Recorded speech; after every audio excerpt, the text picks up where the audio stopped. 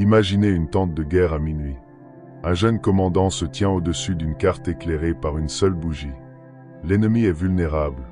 Une brèche s'est ouverte dans leur ligne. Un ordre audacieux maintenant pourrait remporter la bataille à l'aube. Mais il hésite. Il attend plus de rapports, plus de certitude, un moment plus sûr. Au matin, l'ennemi a renforcé la brèche. Le commandant est oublié dans l'histoire. L'homme qui voit la prochaine chance devient une légende.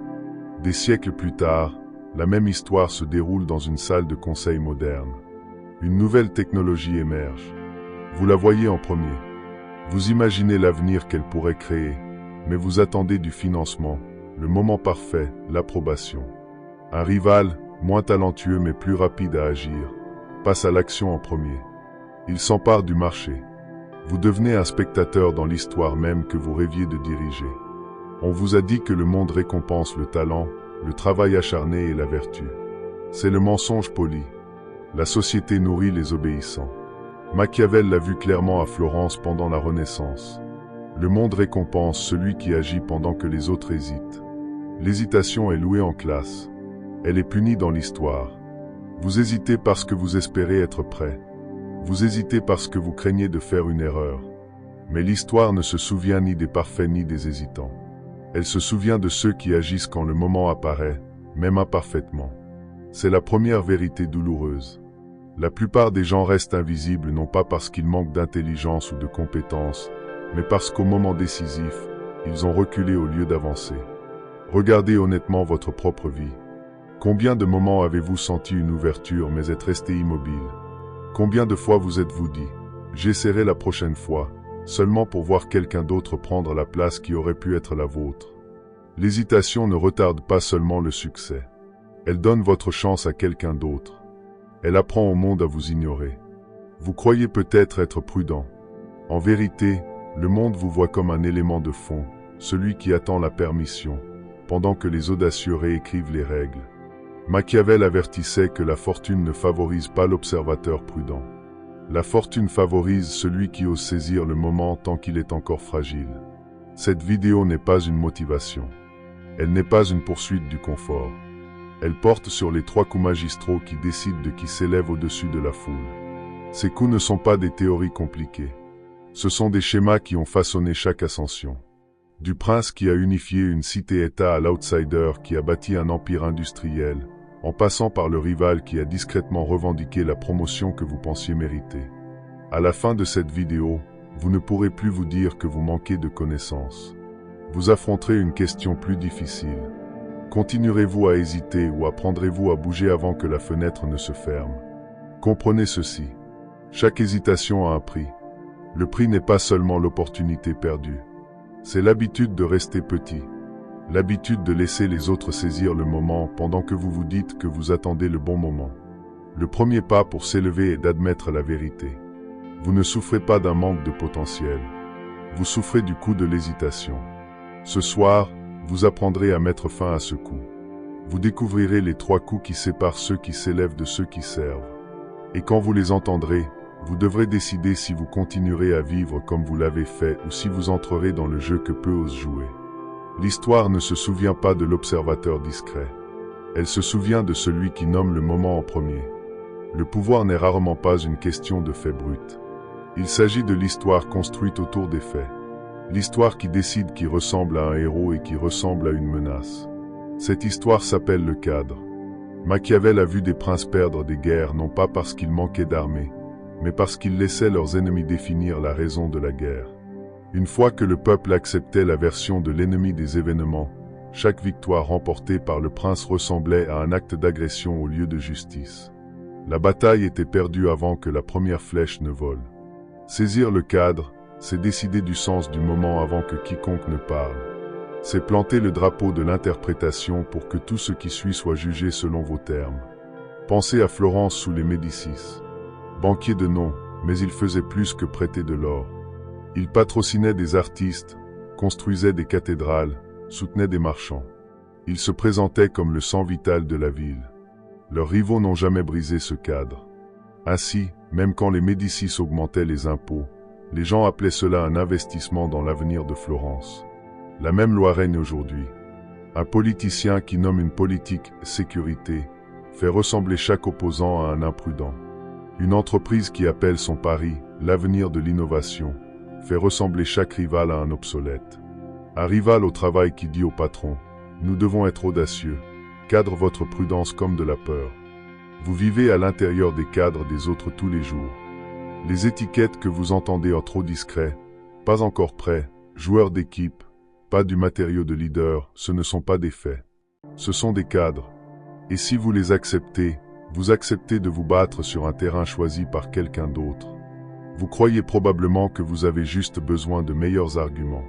Non. Vous avez besoin de saisir le cadre en premier. Imaginez deux candidats dans un débat. L'un commence par « Ce n'est pas un débat sur la politique. C'est sur qui a le courage de diriger en temps de crise. » En une phrase, ils ont cadré le concours. L'autre candidat peut avoir de meilleurs chiffres, une meilleure logique, mais maintenant il ressemble à quelqu'un qui argue des détails pendant que la foule attend du courage. Chaque fois que vous restez silencieux pendant que les autres parlent en premier, chaque fois que vous attendez d'être parfaitement préparé avant de définir ce qui se passe, vous abandonnez le champ de bataille. Demandez-vous, qui a raconté l'histoire de votre vie?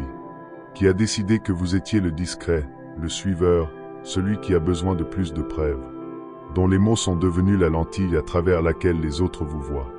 Machiavel avertissait qu'un leader qui échoue à saisir le récit en devient prisonnier. La foule juge non pas l'acte nu, mais l'histoire qui explique l'acte. Cadrer l'histoire et le même acte devient du courage au lieu de la cruauté, de la vision au lieu du risque. Vous hésitez parce que vous craignez d'avoir tort. Mais dans le monde des cadres, la première voix définit souvent la définition, et la seconde voix ressemble à une excuse. Saisir le cadre ne nécessite pas d'éloquence. Cela nécessite du cran. Le cran de parler en premier, de déclarer ce que ce moment signifie avant que votre rival ne le définisse pour vous. Vous remarquerez une chose étrange quand vous commencerez à le faire. Les faits restent souvent les mêmes, mais le pouvoir change. Soudain, la réunion semble vous appartenir. L'équipe suit votre interprétation. L'opposant est forcé de s'expliquer au lieu de commander l'histoire. C'est le premier coup magistral. Pas la brillance, mais la priorité. Celui qui nomme le combat en premier se bat déjà sur un terrain plus élevé. Regardez en arrière vos propres chances perdues. Combien d'entre elles avez-vous perdues parce que vous aviez tort? Combien parce que vous avez laissé quelqu'un d'autre décrire ce qui se passait avant vous? Tant que vous ne saisissez pas le cadre, vous continuerez à vous battre dans des batailles déjà décidées. Vous continuerez à travailler plus dur que celui qui a simplement parlé en premier. Aujourd'hui, vous apprenez la vérité. Le jeu commence non pas quand le combat démarre, mais quand la première voix définit de quoi il s'agit. Et cette vérité devrait vous réveiller parce que vous réaliserez que vous perdiez bien avant que le concours ne commence. Saisissez le cadre ou soyez piégé à l'intérieur de celui de quelqu'un d'autre. L'opportunité n'est pas une porte qui reste ouverte. C'est une ombre mouvante qui traverse le mur. Hésitez trop longtemps et le mur redevient sombre. Machiavel admirait César Borgia pour une raison avant tout, la vitesse. Quand une province se rebellait, Borgia n'appelait pas plus de conseils. Il chevauchait toute la nuit, frappait avant l'aube, et quand la rébellion s'attendait à des négociations, elle était déjà écrasée. Les ducs hésitants débattaient. Borgia agissait et s'élevait. On vous a entraîné à vénérer la préparation. Les écoles récompensent l'élève qui attend jusqu'à ce que la réponse soit certaine. Les bureaucraties récompensent l'employé qui demande plus de données. L'histoire ne le fait pas. L'histoire récompense celui qui frappe pendant que l'ouverture est encore là. Pensez à chaque tournant que vous avez manqué. La conversation que vous vouliez avoir mais que vous avez attendue jusqu'à ce qu'elle devienne maladroite. L'investissement que vous avez presque fait mais que vous avez attendu jusqu'à ce que le prix double. La chance de diriger un projet que vous avez laissé passer parce que vous vouliez plus de preuves que vous étiez prêt. Au moment où vous vous sentiez prêt, quelqu'un d'autre avait déjà bougé. Vous pensez que la prudence vous garde en sécurité. Elle vous garde souvent petit. Machiavel écrivait que la fortune est comme un fleuve. Quand il inonde, il emporte les prudents, mais il découvre aussi de nouveaux canaux pour les audacieux. Ceux qui s'élèvent ne sont pas ceux qui ont attendu des eaux calmes, mais ceux qui ont sauté quand l'inondation rendait la vieille route inutile. Considérez les fondateurs de deux entreprises rivales. Tous deux voient la même nouvelle technologie. L'un passe 2 ans à affiner le plan, à rédiger des rapports, à demander la permission. L'autre lance une version brute en premier, capture les utilisateurs et apprend en faisant. Le premier était plus prudent. Le second est celui dont on se souvient. Le monde ne se souvient jamais de celui qui a presque agi. Vous croyez peut-être que l'audace est de la témérité. Ce n'est pas le cas.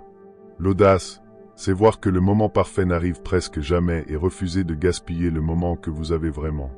Pensez à un hustler de rue qui repère un coin vide avant l'aube et le revendique. Ou à l'outsider politique qui sent un changement dans l'humeur de la foule et annonce sa candidature avant que le parti au pouvoir ne s'y attende. Ils ne sont peut-être pas les plus intelligents dans la pièce, mais ils posséderont le moment parce qu'ils ont bougé quand il était encore non revendiqué. Vous ne pouvez pas apprendre le timing en théorie. Vous l'apprenez en agissant. Chaque fois que vous hésitez, vous renforcez l'habitude d'attendre. Chaque fois que vous agissez, même si vous trébuchez, vous affûtez l'instinct de frapper à nouveau. Machiavel avertissait que de longues délibérations engendrent la paralysie. L'ennemi n'est pas l'échec. L'ennemi, ce sont les heures que vous gaspillez à essayer d'être certain. L'opportunité est périssable. Elle se dégrade pendant que vous la débattez. Demandez-vous, combien de fois avez-vous dit « J'attendrai jusqu'à ce que je sois prêt » seulement pour voir quelqu'un d'audacieux entrer et prendre ce qui aurait pu être à vous. Vous ne vous sentirez jamais pleinement prêt. C'est le mensonge qui garde la plupart des gens moyens. Le deuxième coup magistral ne consiste pas à agir aveuglément. Il s'agit d'agir pendant que l'ouverture est encore vivante. Quand la brèche apparaît dans les lignes de l'ennemi, frappez. Quand le nouveau marché s'ouvre, expédiez. Quand la conversation commence à tourner en votre faveur, parlez. Chaque grande ascension que vous admirez a commencé non pas avec la perfection, mais avec un mouvement opportun qui semblait prématuré à la foule. Si vous continuez à attendre le moment idéal, vous vieillirez en regardant des gens plus courageux et parfois moins doués façonner le monde que vous n'avez fait que rêver de façonner. Frappez quand l'ouverture apparaît parce que l'ouverture n'attend jamais. Le dernier coup est le plus discret et c'est celui qui dure. Machiavel écrivait que le dirigeant sage ne court pas après l'admiration. Il bâtit son pouvoir sur ce dont les autres ne peuvent se passer. S'ils doivent venir à vous, vous n'avez pas besoin d'exiger leur respect. Il arrive de lui-même. À Florence, les Médicis régnaient en tant que banquiers, non en rois. Ils contrôlaient le flux de crédit dont dépendaient les marchands, les armées, même les papes. Ils n'avaient pas besoin de lever l'épée. Ils pouvaient affamer un ennemi d'or et le voir s'agenouiller. Des siècles plus tard, le même schéma se répète. Un industriel qui contrôle les chemins de fer contrôle la lifeline de la nation. Un géant de la tech qui contrôle la plateforme contrôle les créateurs qui semblent briller dessus. Un conseiller discret qui connaît le fait unique dont un leader a besoin peut influencer les décisions plus que l'orateur le plus bruyant. On vous a enseigné à poursuivre la visibilité. Les likes, les applaudissements, la reconnaissance. Mais la visibilité sans levier est une couronne fragile. Au moment où l'attention de la foule change, vous disparaissez. Le vrai pouvoir se cache derrière la nécessité. Celui qui possède la route n'a pas besoin d'argumenter avec le voyageur. Le voyageur doit payer le péage. Regardez autour de votre propre vie.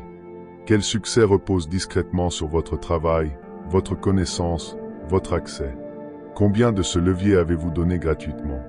La plupart des gens essaient de s'élever en demandant du statut. Les astucieux s'élèvent en se rendant indispensables. Les visibles se vantent, mais les indispensables décident. Un jeune professionnel peut travailler plus dur que quiconque, mais si l'entreprise peut le remplacer demain, son travail acharné achète peu de pouvoir. Un autre collègue peut détenir une relation client cruciale. Perdez-la, et l'entreprise perd le compte. Elle n'a pas besoin de mendier la reconnaissance. Son levier parle pour elle. Machiavel avertissait les princes de ne pas compter sur une force empruntée. Mercenaires, alliés temporaires, applaudissements de la foule. Un tel soutien peut être retiré du jour au lendemain. Le pouvoir durable vient de contrôler ce que les autres ne peuvent facilement remplacer. Vous n'avez pas besoin de posséder une banque ou un empire pour appliquer cette loi. Dans n'importe quel domaine, vous pouvez revendiquer la porte. La compétence rare que personne d'autre n'a maîtrisée. La relation clé dont les autres ont besoin pour accéder, la ressource que vous pouvez fournir plus vite, moins cher ou plus fiablement que quiconque. Quand vous contrôlez une porte, vous cessez d'être optionnel. Vous devenez l'axe autour duquel les autres doivent pivoter. Demandez-vous, voulez-vous être remarqué ou voulez-vous être nécessaire? Le troisième coup magistral transforme votre identité. Vous cessez de mendier des chances. Vous devenez celui qui tient l'interrupteur discrètement, sans fanfare, sans besoin de se vanter. Le monde regarde l'étoile visible et l'appelle puissante. Machiavel vous dirait que le vrai pouvoir siège souvent dans l'ombre à côté du trône. Le banquier, le ministre, le portier. Il vaut mieux contrôler ce sur quoi les autres comptent que d'être applaudi pour un moment. Les applaudissements s'estompent. La dépendance perdure. Devenez indispensable. Et vous n'aurez pas à demander pour vous élever. Ils devront venir à vous. La chaîne la plus dangereuse n'est pas celle verrouillée à vos poignets. C'est celle que vous attachez autour de votre propre esprit. Chaque prince que Machiavel a étudié craignait l'armée d'un ennemi. Mais il s'appuyait sur quelque chose de bien plus subtil pour gouverner son propre peuple. Leur volonté d'obéir sans être forcé. On vous a entraîné à cette volonté depuis l'enfance. Asseyez-vous tranquillement, levez la main, attendez la permission, obtenez la note, restez en ligne, et vous apprenez à troquer la liberté contre l'approbation. Cet entraînement n'a pas disparu quand vous êtes devenu adulte. Il vit en vous comme une voix qui murmure à chaque moment décisif. Soyez patient. Ne faites pas de scène. Quelqu'un d'autre sait mieux. Cette voix est la laisse. Le monde n'a même plus besoin de la tenir. Vous la tenez vous-même. Les hommes et femmes puissants à travers l'histoire ont compris cette vérité. Pour gouverner les masses, apprenez-leur à se polisser elles-mêmes. Pour garder les ambitieux dociles, louez-les d'être raisonnables et bien ajustés. Ils hésiteront sans besoin de chaîne. Vous croyez peut-être que le système vous bloque. Souvent, c'est votre propre conformité qui vous bloque en premier. Vous vous censurez avant que quiconque ne le fasse. Vous retardez votre mouvement parce que vous voulez encore la permission. Vous adoucissez vos mots parce que vous voulez encore être aimé. Pensez au moment que vous avez perdu non pas à un rival plus fort, mais à votre propre hésitation. Pensez aux opportunités que vous avez laissées passer parce que vous vouliez un signe, une invitation, un plan parfait. Vous n'avez pas été surpassé. Vous avez été domestiqué. Machiavel avertissait que la fortune est saisie par ceux prêts à faire ce que les obéissants trouvent inconfortable. Les obéissants attendent que le chemin soit balisé. Les ambitieux le tracent eux-mêmes. C'est le moment de votre transformation où l'ennemi n'est pas dehors. C'est le moi compliant que vous avez porté toute votre vie. Vous ne pouvez pas saisir le cadre si vous craignez encore le désaveu des autres.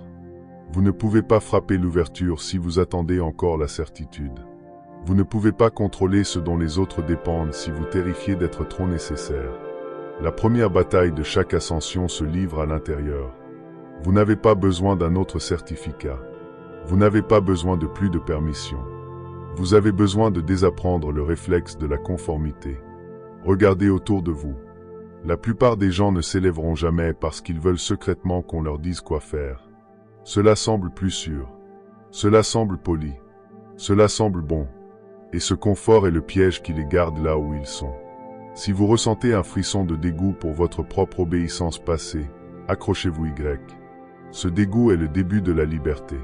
C'est la laisse intérieure qui se brise.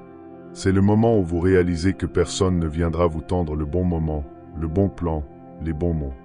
Vous les saisirez ou resterez tels que vous êtes. Pour utiliser les 3 coups magistraux, vous devez d'abord tuer le moi obéissant, non avec de la colère, avec de la clarté. Vous n'existez pas pour être approuvé. Vous existez pour agir. Le schéma que vous avez entendu n'est pas une théorie. C'est le même schéma qui a élevé des dirigeants, renversé des empires, bâti des fortunes et couronné des étrangers à travers les siècles. Remontez à Florence. Les Médicis n'avaient pas simplement de l'argent. Ils saisissaient le cadre en se présentant comme mécènes de l'art et sauveurs de la ville. Ils frappaient les ouvertures avant que les rivaux ne se rallient. Et surtout, ils contrôlaient ce dont les autres dépendaient. Le crédit qui alimentait les marchands et les armées. Des siècles ont passé, mais leur ascension suivait les mêmes 3 coups. Avancez jusqu'à Versailles. Louis XIV transforma un royaume fracturé en une scène avec lui au centre. Il se cadra comme le roi Soleil. Il frappait chaque fois qu'un noble se rebellait, ne permettant jamais à l'hésitation de prendre racine. Il contrôlait la dépendance en attirant la noblesse à la cour, les rendant dépendants de sa faveur pour l'influence. Son trône reposait non seulement sur des soldats, mais sur les chaînes invisibles de la dépendance. Traversez l'océan jusqu'à Wall Street. Les grands barons des chemins de fer et du pétrole du 19e siècle maîtrisaient la même triade. Ils cadraient leur expansion comme un progrès et un destin national. Ils bougeaient en premier pour poser des rails ou acheter des pipelines pendant que les concurrents débattaient encore. Ils contrôlaient ce dont les autres avaient besoin, les rails, l'acier, le carburant, si bien que même leurs critiques payaient tribut tous les jours. Entrée dans l'ère moderne. À Silicon Valley, le schéma règne encore. Le premier à capturer l'histoire publique d'une nouvelle technologie définit le champ de bataille. Le fondateur qui expédie tôt, même imparfaitement, domine souvent. Et les vrais géants sont ceux qui possèdent les plateformes que tous les autres doivent utiliser. Ils ne se contentent pas de concurrencer. Ils détiennent les péages routiers du monde numérique. Vous croyez peut-être que les temps ont changé. Les outils changent. La nature humaine non. L'ascension des banquiers de Florence, la splendeur de Versailles, les magnats de Wall Street, les titans de la tech d'aujourd'hui, tous racontent la même histoire. Ils comprenaient que le pouvoir n'est pas un don mystérieux. C'est une séquence répétable. Cadrez l'histoire en premier. Bougez pendant que les autres hésitent encore. Sécurisez ce dont les autres ne peuvent vivre sans. Regardez votre propre environnement maintenant, au travail, en affaires, même dans la vie personnelle. Qui s'élève? Est-ce toujours le plus talentueux ou celui qui parle en premier, agit au bon moment et devient indispensable au reste? Les visages changent, le schéma perdure. Machiavel avertissait que ceux qui échouent à reconnaître les lois récurrentes du pouvoir trébuchent comme si chaque moment était tout neuf. Les sages voient le vieux schéma porter un nouveau masque. Ce n'est pas de la nostalgie. C'est une preuve. La même triade de coups qui a bâti une dynastie bancaire à Florence couronne maintenant un fondateur de start-up en Californie. Les lois de l'ambition ne vieillissent pas. Vous ne traitez plus d'histoire. Vous regardez une carte, un schéma gravé dans les siècles. Et une fois que vous voyez la carte, vous ne pouvez plus prétendre que le monde est aléatoire. L'histoire ne cache pas la vérité. Elle la répète. Vous avez entendu les 3 coups. Vous les avez vus dans l'histoire, chez les rivaux, chez les rares discrets qui semblent s'élever pendant que les autres restent coincés. Maintenant, le schéma se retourne contre vous. Vous êtes soit façonné par les cadres des autres, le timing des autres, les demandes des autres, soit vous les façonnez. Il n'y a pas de terrain neutre. Un pion ne bouge que quand une autre main le bouge. Un joueur bouge par son propre choix et déplace souvent les autres. Regardez votre propre histoire. À quelle fréquence avez-vous joué le pion? À quelle fréquence avez-vous attendu que quelqu'un nomme la situation, vous invite à ouvrir le chemin? À quelle fréquence avez-vous été en mouvement, mais le long de lignes tracées par quelqu'un d'autre? C'est la vérité cachée que la plupart des gens n'affrontent jamais. Leur faiblesse n'est pas le destin. C'est l'habitude de vivre comme une pièce sur l'échiquier de quelqu'un d'autre. Le premier coup, saisir le cadre, vous a montré que si vous ne nommez pas le combat, vous vous battrez sous la définition de quelqu'un d'autre. Le deuxième coup, frapper quand l'ouverture apparaît, vous a montré que si vous ne bougez pas à temps, la chance appartiendra à quelqu'un d'audacieux. Le troisième coup, contrôler ce dont les autres dépendent, vous a montré que si vous ne tenez pas une porte de nécessité, vous serez toujours remplaçable. Ensemble, ils révèlent la même loi. Le pouvoir n'est pas donné. Il est revendiqué par ceux qui agissent avant que les autres ne les façonnent. Vous n'avez pas besoin d'être né dans la bonne famille. Vous n'avez pas besoin des applaudissements de la foule. Vous avez besoin d'un passage du moi qui attend au moi qui agit. Faites une pause un moment. Pensez aux dernières années de votre vie. Comptez combien de fois vous avez été piégé en suivant des cadres que vous n'avez pas posés. En attendant une permission que vous n'avez jamais obtenue. En servant les plans de quelqu'un dont vous enviez le levier. Cette prise de conscience devrait brûler. Laissez-la brûler parce que cette brûlure est la friction où le vieux moi commence à se fissurer. Machiavel écrivait non pour des princes nés dans la soie, mais pour les ambitieux dans un monde dangereux. Ceux qui devaient s'élever sans attendre la bénédiction du destin. Il comprenait que le champ de bataille du pouvoir commence dans l'esprit. Le passage du pion au joueur n'est pas un slogan motivationnel. C'est une réorganisation de votre posture envers la vie. Vous cessez de demander ce qui est permis. Vous commencez à demander « Qu'est-ce que je dois saisir ?» Vous cessez de penser que les moments décisifs arriveront habillés en cérémonie. Vous les reconnaissez dans la brèche fugitive, la porte à moitié ouverte, le silence avant que la foule ne réagisse. Vous cessez de souhaiter être reconnu. Vous commencez à bâtir ou à tenir ce qui ne peut être ignoré. C'est le moment où vos vieilles excuses meurent. Le moment où la laisse que vous teniez sur vous-même commence à glisser. Le moment où vous admettez qu'aucun rival ne vous a retenu autant que votre propre conformité. Vous pourriez ressentir un tremblement de résistance, cette petite voix disant « Mais et si j'échoue ?» Écoutez-la pour ce qu'elle est. Le pion plaidant pour le droit de rester en sécurité. Le joueur ne demande pas la sécurité. Le joueur cherche la position. Comprenez cela clairement. L'avenir n'est pas façonné dans de grandes cérémonies. Il est décidé dans des moments de clarté et d'action, souvent pendant que la foule dort encore.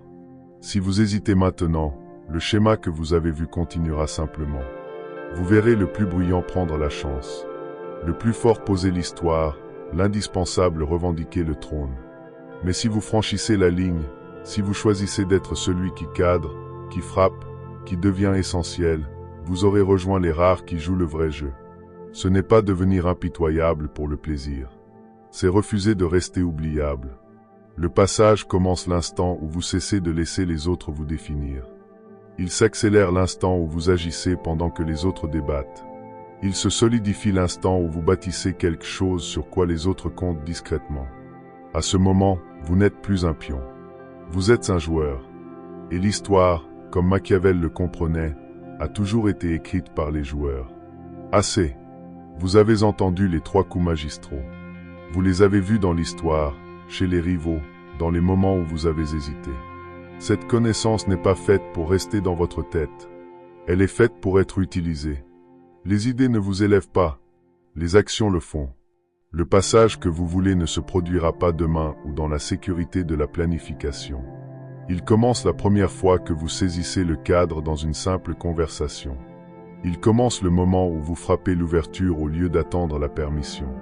Il commence le jour où vous choisissez de bâtir ou de tenir quelque chose dont les autres ne peuvent se passer. C'est ainsi que vous franchissez la ligne. Non en théorie, mais en mouvement. La plupart des gens ne la franchiront jamais. Ils hocheront la tête, approuveront, se sentiront même inspirés, puis retourneront aux mêmes habitudes de conformité. Ils attendront un moment parfait qui n'arrive jamais. Ils resteront des pions même en admirant les joueurs.